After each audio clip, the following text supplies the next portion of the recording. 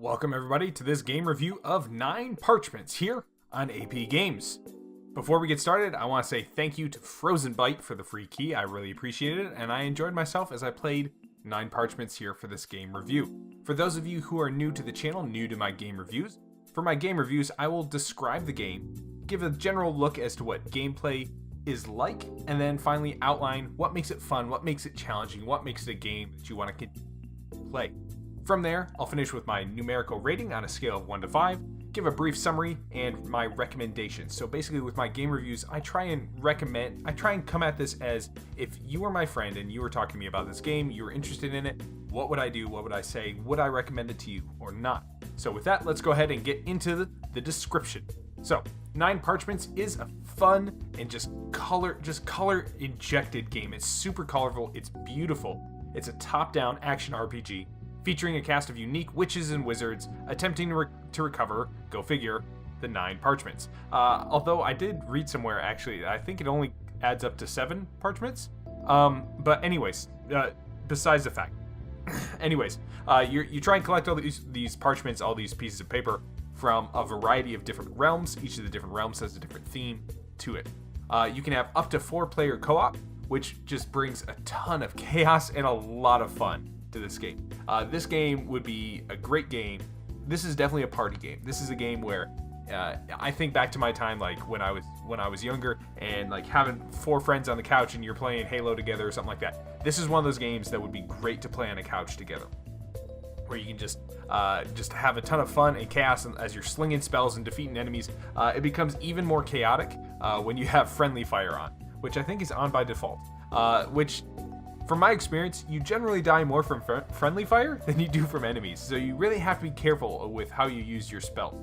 With that, it's a very fast-paced game, lots of action.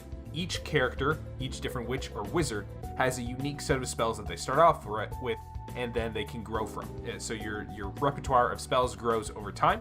I think that this gives pretty good replayability. The characters have just enough definition between them where they differentiate themselves a little bit, where they play a little bit different and have kind of different roles in different encounters and how they act within the party. So you also have kind of this rock, paper, scissors combat with different enemies as well. So certain enemies will have resistances. So if they're red, they're resistant to fire, but they're weak to cold, and vice versa. They also might have resistances to like curse magic or life magic or lightning or something like that. So it's this fast-paced game of rock, paper, scissors. So I want to use my lightning spells on these guys, my fire spells on these guys, and I need to heal myself here. And so again, it highlights this rock, paper, scissors combat highlights the need for friends and for spell variety, which is another big. There's a lot of fun spell interactions, especially with the beam spells. The beam spells are great. So beam spells, when you shoot them out, it's a continuous beam, and if you and an ally, if the beams touch, then basically the spells will combine and they'll kind of branch off in a different direction and have a more powerful effect. With that, you can easily kill your allies if you accidentally cross the streams, right? So, anyways, that's a brief description. Gameplay is simple and intuitive, and again, super fast-paced. So you move your character with the arrow keys, and you use the mouse pointer to direct your aiming for your character for your spells. Left click, you cast your spell. Q and E to switch spells, to rotate between them, and then right click to do a melee attack if you need to do a melee attack. And then you also have a couple charges of a teleport spell, so you can teleport out of danger if you get yourself into a sticky situation or something like that. The trick with each spell is that it has a limited number of charges or a limited amount of energy, or it might have a cooldown for a certain amount of time. So what this means is that you need to switch through your spells and use them judiciously. You also need to aim very, very precisely. So you can't just be throwing spells willy-nilly left and right. 1, you'll probably kill your friendly characters, and 2, you're going to be wasting a lot of spells. So a lot of this game challenge comes down to, and we'll get to this later, but a lot of the challenge comes down to aiming precisely and using the right spells correctly and using them as little as possible, right? So you want to use as little as possible so you have more charges left over, more energy left over, or the cooldown isn't as long for when you need it next time. So one of the other things is that with the gameplay, just getting like the spell switching like to be automatic was actually surprisingly complex, just from like a motor standpoint. So being able to switch through the spells correctly, get the right one out, and cast it while staying out of danger while you're doing that, it was surprisingly complex. It was pretty easy to mess up and die. I died pretty frequently.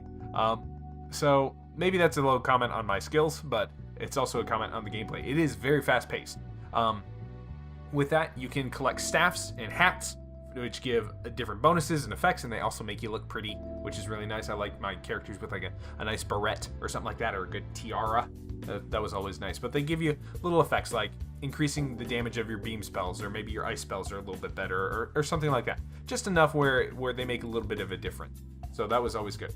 And then, of course, by defeating enemies and opening up chests and defeating bosses and stuff, you are able to level up, which allows you to put more points into a persistent skill tree. Always good to have, it's an RPG, it has to have a persistent skill tree, right? Which this one was good. So you could increase your power, you can reduce your cooldowns, maybe give yourself a little bit more energy on beam spells, maybe give yourself a little bit more health, something to that effect. And each character's skill tree is a little bit different. It has, again, just enough variation in it where it makes replayability pretty strong, pretty good. So with that, that's a little description of the gameplay. On to challenges. So again, the first challenge of this is just the speed. It's a fast-paced game, and as the levels go on, you're gonna mess up. You're gonna have more. It's gonna get even faster paced. There's gonna be more enemies, and you really got to be good at dodging. Dodging and movement and positioning is one of the main challenges. Is just learning to put yourself in the right spot in the right position for each encounter is really important. What is it? The teleport spell, the blink spell, it's your best friend. The second challenge is to use the right spell at the right time in the right amounts, as overuse will find you in a position where you have no spells left over, which I got myself into that position. It was pretty bad. You do not want to be relying on melee attacks. Definitely not. So you want to use, again, the right attack at the right time in the right amount. You want to conserve your energy. You want to conserve your charges as much as you can, using just enough to kill each enemy so that you have a little bit left over for the next encounter, or if there's a surprise enemy that pops up or something like that. And finally, if you have friends, the third challenge is friendly fire. Friendly fire and positioning are absolutely critical because you will kill each other if you don't work well together, which is kind of one of the downs. It's one of the upsides and downsides that makes this both a fun and frustrating, is that if you have a bad partner, if you have a bad group, if you have a bad team, it's going to ruin the experience for it, which really sucks. At the same time, if you have some good friends, if you have some good guys who are playing with you, some good pals or something like that, you can really have a lot of fun. You can just screw each other over, kill each other, and really make each other's lives miserable. It's pretty funny. So that's a little bit of a review of the challenges, of the gameplay, a description of the game. So what do I think of Nine Parchments? So again, this is just to give you context as to how I review a game. I do my reviews on a scale of 1 to 5.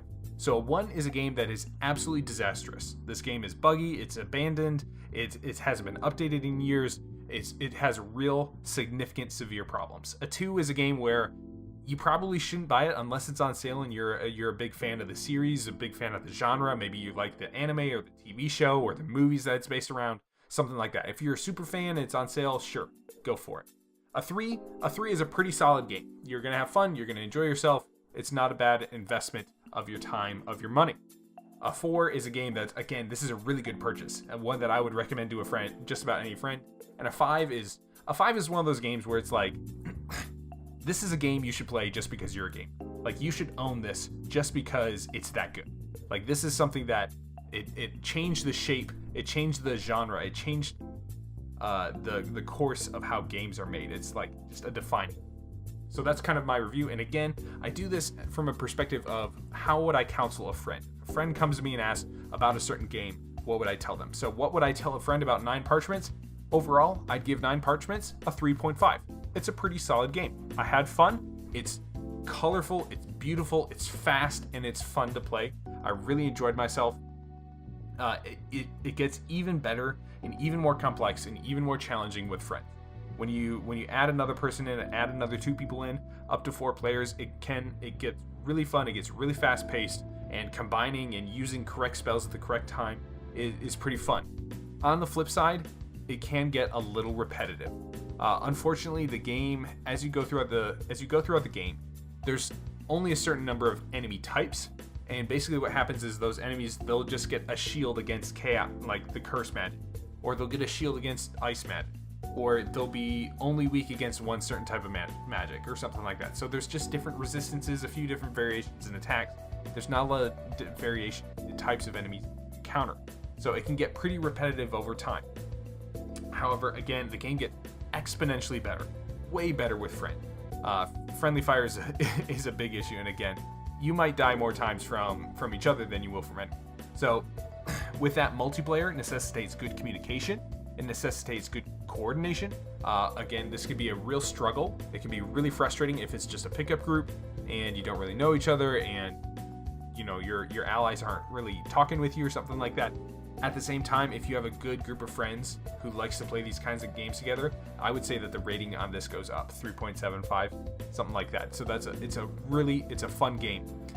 With that, boss fights were unique. They were varied. They were easily the best part of the game. Like, if I could just take this entire game and boil it down to just tons and tons of boss fights, I would give a much higher rating for this. The boss fights were varied, they were fun, they had a lot of different mechanics, attacks that made them difficult and challenging and enjoyable. The boss fights were really the highlight of definitely. So I just wish that there were more. I wish that there were like mini bosses, unique mini bosses before the bosses that would set you up for the boss itself. Give it a little bit more story, give it a little bit more interconnectedness, that sort of thing.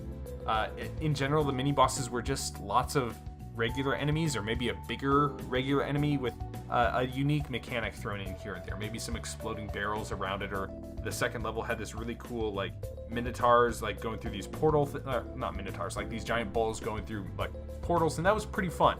But overall, it just wasn't like game changing. Like the mini bosses, they weren't as special. So overall, again, I give it a 3.5. Again, much higher, much more fun, much more quality and value out of this game if you have a good group of friends to play with. This is definitely a sit on the couch, have fun with each other kind of game.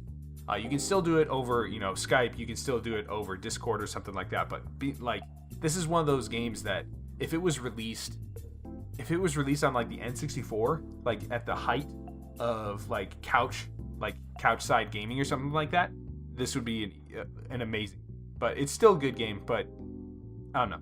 Hopefully you get what I'm trying to convey. It's one of those games that's better when you're together, right?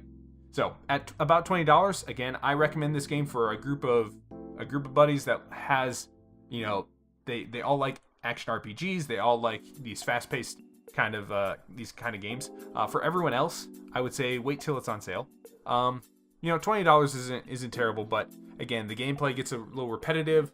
But having friends there to laugh with and to joke around with and that sort of stuff makes it that much better. So if you have a good group of friends, sure, go for it. I think that this would be a worthy investment of your time and your money, where you guys can really sit down and have a good weekend, a good couple weekends just messing around and having fun with this game.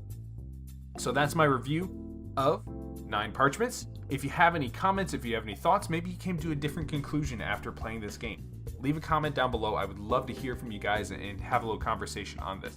If you have any questions about the game, be sure to leave a comment down below as well. And if it's your first time here on the channel, be sure to hit like and subscribe. Check out some of the other videos that we've got going on the channel. I've got series on Skyrim, I've got series on indie games, all sorts of different games that I love to play here on the channel. So thanks again, and we'll see you again soon here on AP Games.